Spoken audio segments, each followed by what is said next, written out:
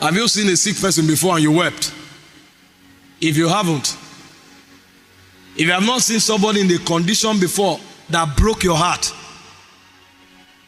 there are many other things you may do, but it's not ministry.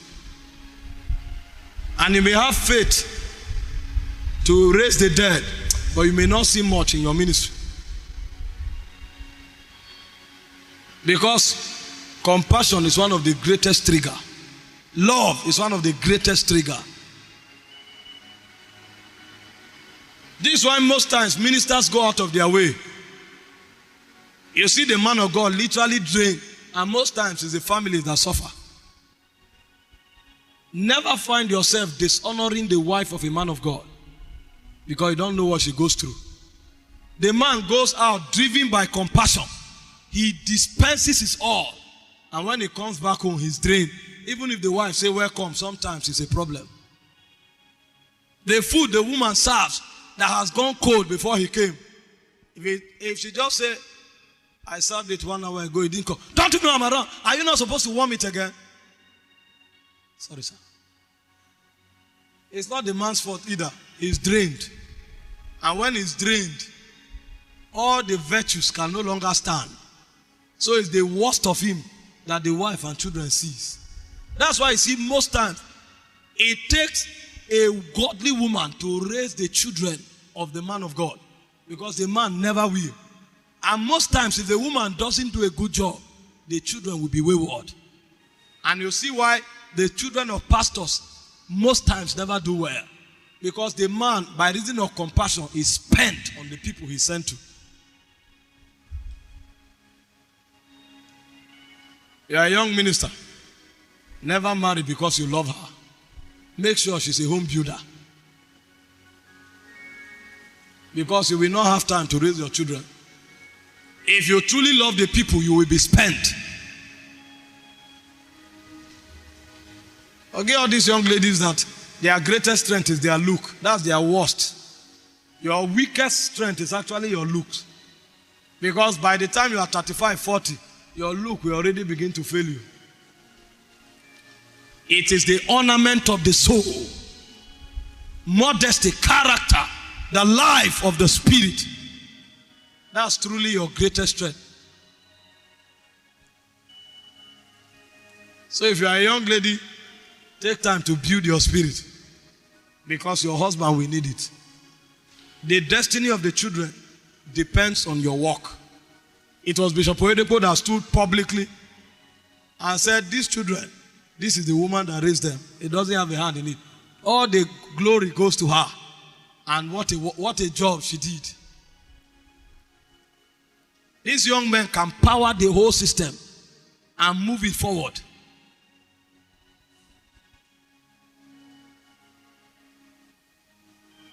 His sons, in my own estimation, are some of the most outstanding ministers in this generation.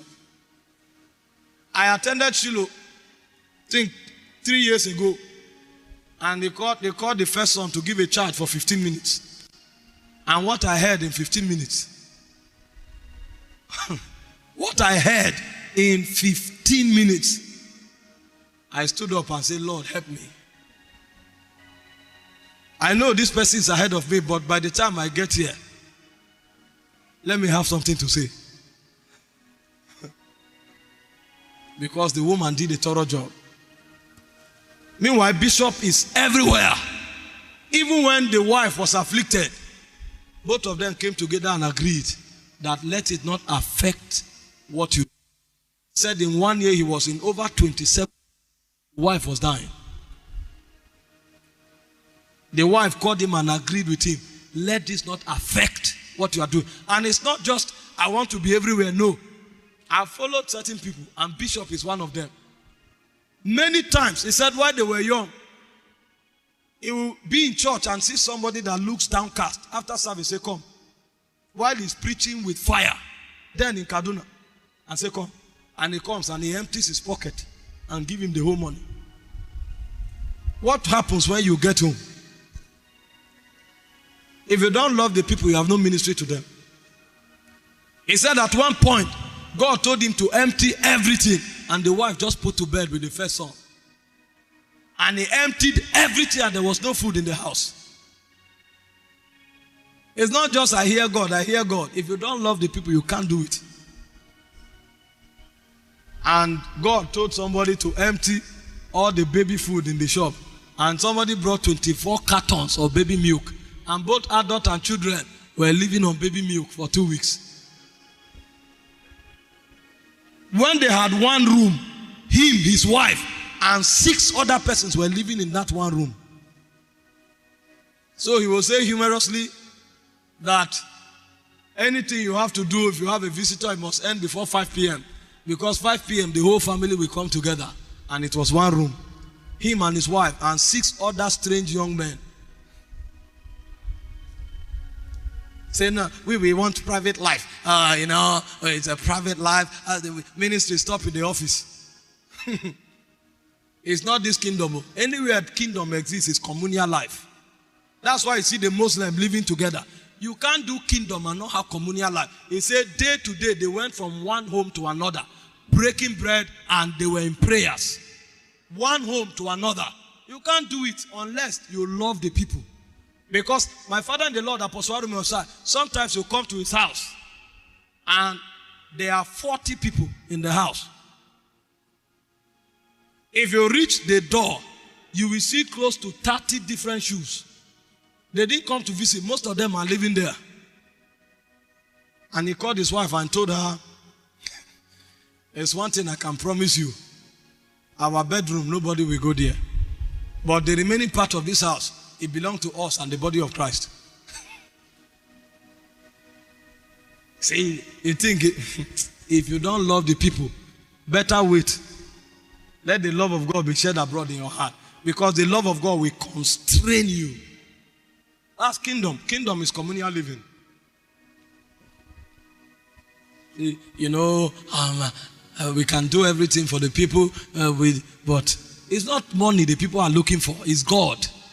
And sometimes the way they will see God is by observing you. So God will allow them come close. That's why ministry is sacrifice. They are essential qualities, and God sees these things. And this does not in any way undermine the place of structure and administration. There has to be structure, there has to be administration, because sometimes people are untrained, sometimes people are unreasonable. The Bible said Abraham had 318 trained servants in his house. Those are men, not the women and children. 318. He could carry people from his house and go to war. But there was structure. Because when Sarah said that the bondwoman and her child should not be part of the inheritance, God said, obey her. So there has to be some level of understanding and structure. So I'm not saying as a young minister, you go and kill your wife and say, no, that's not what I'm saying. There has to be structure. And primarily, there should be love for the people.